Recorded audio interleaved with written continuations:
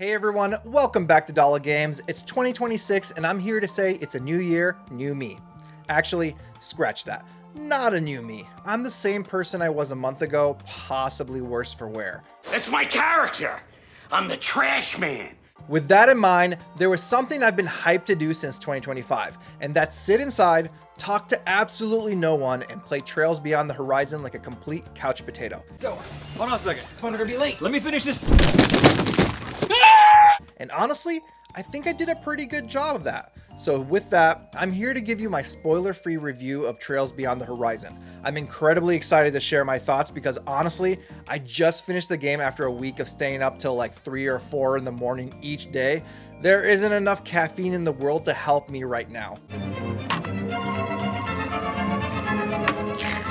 But before we get into that, I want to give a huge thank you to NIS America for sending me a review code. As a huge Trails fan and still a relatively new content creator, the fact that I get to say that at all is kind of unreal. I feel incredibly grateful to be able to review this game.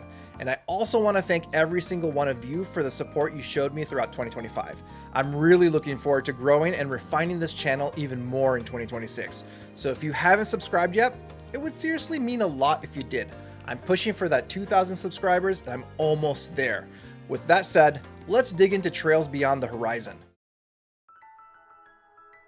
Alright, let's get into the story. At this point in the series, it's basically impossible to talk about the plot without stepping on some major spoiler landmines. But this is a spoiler-free review, so I'm just going to keep it pretty vague. I'll just go into the basics of the Daybreak story and barely touch on the story of Trails Beyond the Horizon, so you can watch this and still enjoy the game whenever you finally get around to playing it. One day.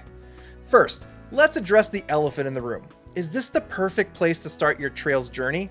Of course it is. No, I'm just kidding. Please don't do that. This is the third game in the Calvert arc, so you'll want to play Daybreak 1 and 2 first. The game also pulls in characters and references going back all the way to Trails in the Sky. You might get by with just Daybreak, but honestly, the Crossbell arc, Cold Steel, and probably Reverie help a lot too. That said, don't let that scare you away. Start with any main arc and just enjoy the ride. It's really not that serious.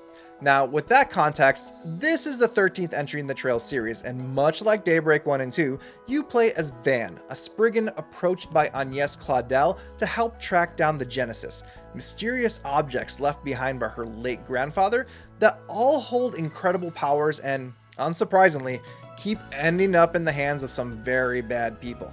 And in classic Trails fashion, it doesn't stay focused on just Van and Agnès. Before long, you've assembled a colorful cast that carries the journey forward. In Beyond the Horizon, Calvert finds itself on the cusp of a space launch. And of course, not everything is as it seems. This time, Van and the rest of Arkwright Solutions aren't dealing with things on their own anymore. The situation grows beyond Calvert itself, pulling in major returning characters like Reen Schwartzer from Cold Steel and Kevin Graham. Yes, our favorite Onion Priest. Structurally though, the game follows a similar approach to Daybreak 2, with each act, minus Act 1, broken into chapters focusing on Van, Reen, and Kevin, giving you different perspectives on the lead up to the space launch. You also get some great returning characters like, I can't believe I'm going to say this, Daddy Rufus. I mean, just look at him. Wait. All of you! Daddy, chill. What the hell is even that? Along with the usual Trails side quests, which take up a lot of time, but often add solid world building. If you played Daybreak 2, you'll remember the virtual dungeon you had to fight through. Well, it returns in this game as the Grim Garten, which was taken over by Ouroboros, and it's your job to climb floors, fight monsters, and take on bosses, but I'll get into that more later. Now overall, the story starts answering long-running loose ends while giving you more development to characters we've wanted more from. You can really feel Falcom preparing to wrap things up, so I guess Kondo was right. It also ends on a huge cliffhanger that had me staring at the New Game Plus screen in a daze. Seriously, I was debating just playing the game again, but nope. I'll save that for right before the next game. So Kondo, if you're watching this, which you're probably not, please release the next game soon. Now, the game definitely falls into that typical Trails bloat, pacing quirks, and the inexplicable reason why everyone has to announce how they know a character whenever they are introduced, which, when you have a lot of characters, gets pretty ridiculous. But that doesn't take away from the fact that the story just absolutely knocks it out of the park, and I desperately need more people to talk about that ending with. So please, just go play it when it releases. Alright, let's dive into the presentation. If you've played Daybreak 1 and 2, you definitely know what you're getting with Trails Beyond the Horizon. You see, Falcom is once again using their in-house engine, the Falcom Development Kit, which isn't the most creative name, but they clearly spent their left brain energy on making great games, so I'm gonna allow it this time. And honestly, I'm a big fan of Falcom's overall visual style and how they reuse and iterate on assets across multiple games. It makes development faster and way more efficient. And that's exactly what I want out of the Trails series. I genuinely think more developers could learn from Falcom when it comes to making strong AA games without constantly reinventing the wheel. That said, Beyond the Horizon still feels like a step forward. I mean, come on, everyone's favorite Kevin is finally in full 3D, especially since the last time we saw him, it was on older hardware and much older graphics. They also introduced one of my favorite new characters here, someone I'm pretty sure is going to be divisive on the internet. I can't wait to see how that discourse goes, but either way, she brings this unhinged villain energy the series does so well.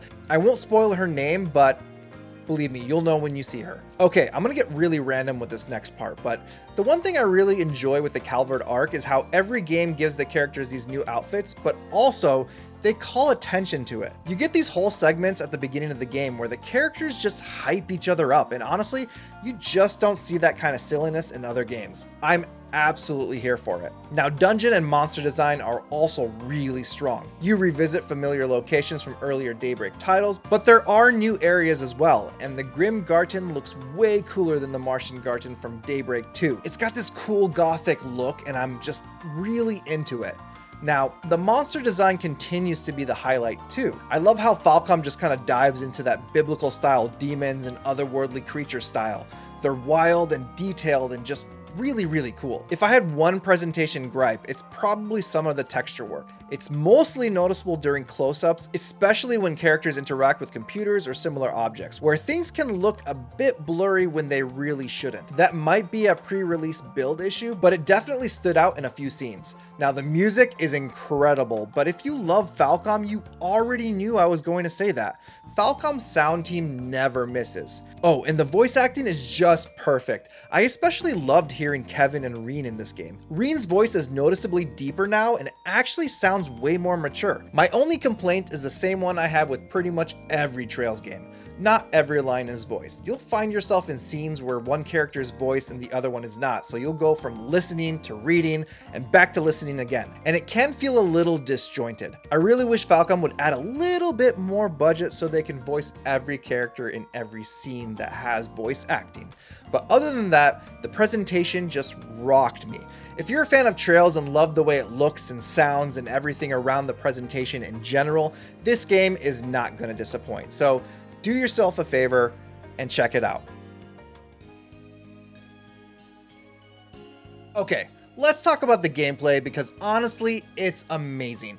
I've always loved Trails combat, but Daybreak introduced one of the biggest evolutions the series has ever seen by blending real-time action with traditional turn-based battles. The best idea ever. So now as you run around the map, you can engage enemies directly and take advantage of dodging and attacking them in real time to weaken them, before using your shards to get an advantage in command combat.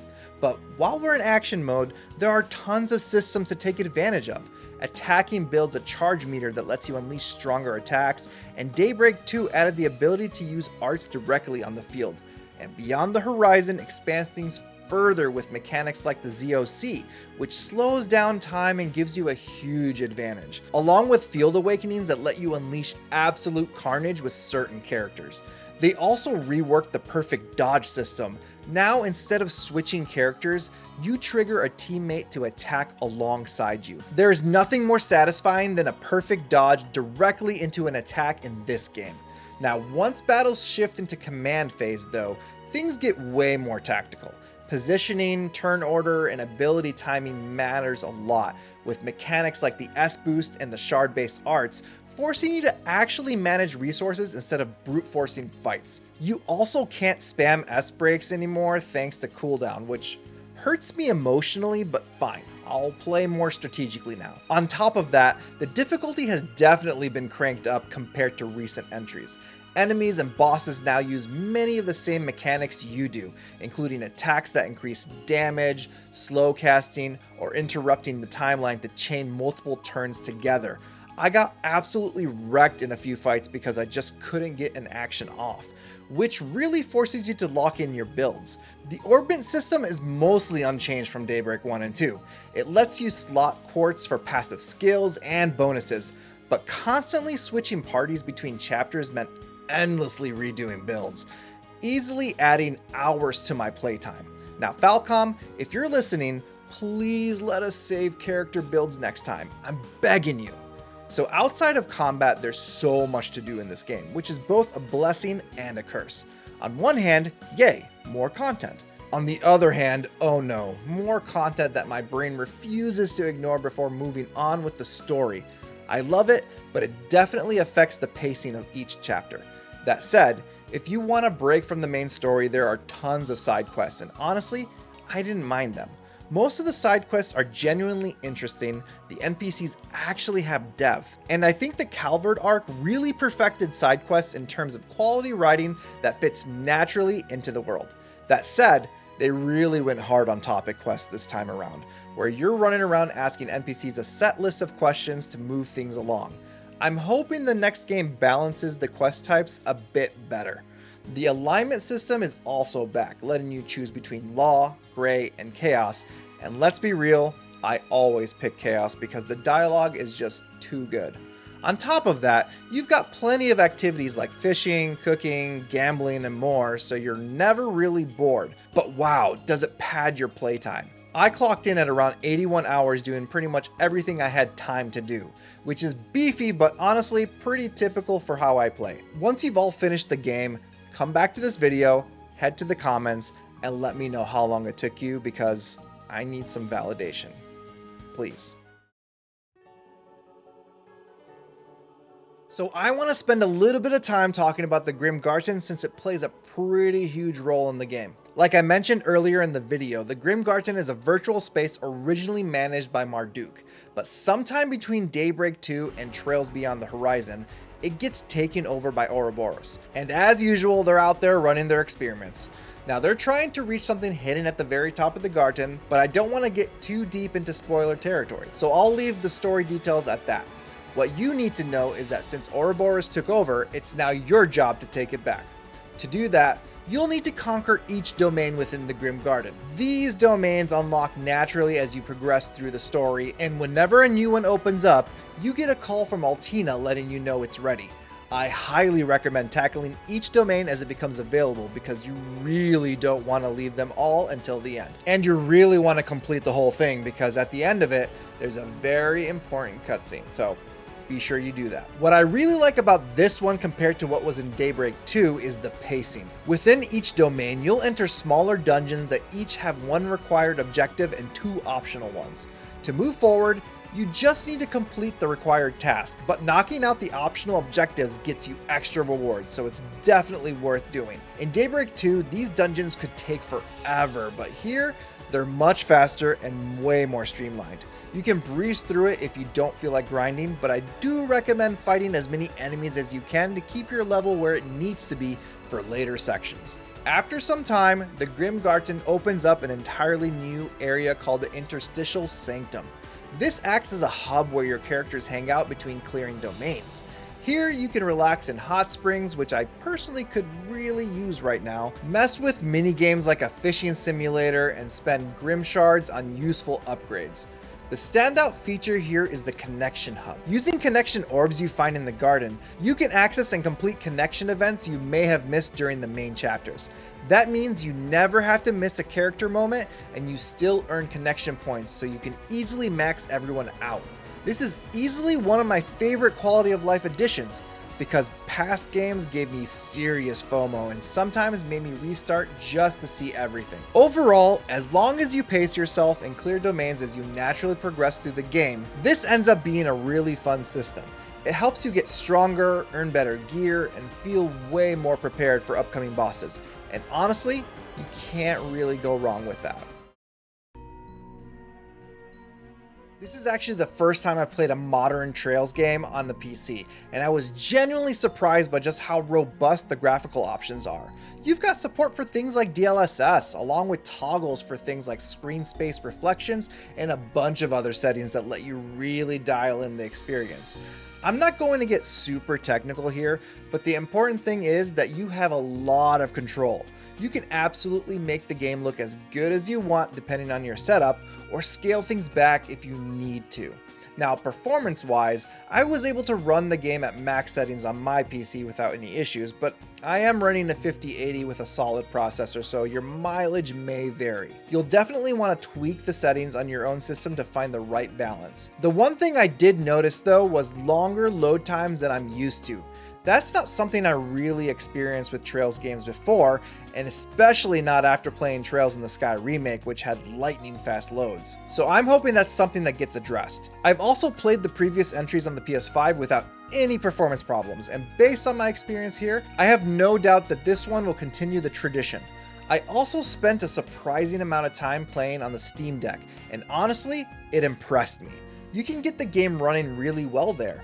It can hit 60 FPS at lower settings with some occasional dips, but I personally preferred locking it in at 30 FPS and pushed the visuals instead, which felt like a great balance. Once it's locked, you don't really get those dips and it just feels smooth. The only real issue I ran into was when I put the Steam Deck into sleep mode and then resume. Sometimes the frame rate would just tank to around 5 FPS until I restarted the game and the system. That feels like some sort of caching issue, and hopefully any remaining issues like that get cleaned up with day one or post-launch patches. So to wrap things up, Trails Beyond the Horizon is everything I wanted it to be and then some. It builds on the foundation set by all previous games before it, it pushes the combat and systems forward in meaningful ways, and delivers a story that blew me away in ways I was not prepared for. It's all I've been thinking about since beating it. It's not a perfect game and it still carries some of the series' long-standing pacing quirks and bloat, but at this point, that's just part of the Trails DNA and I'm totally happy with it. If you're already invested, this game is an absolute must-play for longtime fans. This genuinely feels like the beginning of the end, in the best way possible. It starts tying together threads that have been building for years while still leaving you wondering what's gonna happen next. And if you're new to the series, I know the barrier to entry can feel very intimidating, but trust me, it's worth diving into the Trails series. Thank you for sticking with me through this review. If you enjoyed it, please like, comment, and subscribe. It genuinely helps the channel grow. And please, for the love of Adios, go play this game. Then come back here so we can all collectively lose our minds over that ending together. Alrighty, I'ma hop off now. Later! Be sure to smash those like and subscribe buttons on your way out.